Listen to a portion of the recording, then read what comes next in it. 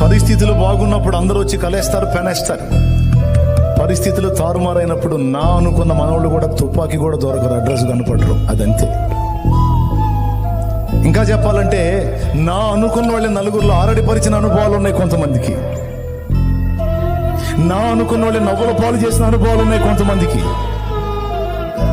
పాపం ఏమనైతే వదిలేశారు మొత్తం. కట్టుకున్న భార్య కూడా ఎందుకు నీ బతుకు దేవుడు దేవుడు అంటున్న సిగ్గు లేకుండా దేవుణ్ణి తిట్టి చావరాదా అంతే. అయినా వదలడే.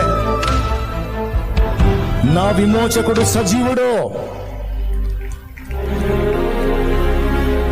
నేను వెళ్లే మార్గము నా ప్రభుకే తెలుసు. ఇది శోధన గడియ. నాకు శోధింపబడిన తరువాత నేను సువర్ణంగా మారుతాను. నేను మరలా నా పూర్వపు వైభవాన్ని నేను పొందగలను. నా దేవుని చిత్తమైతే చెయ్యగలడు.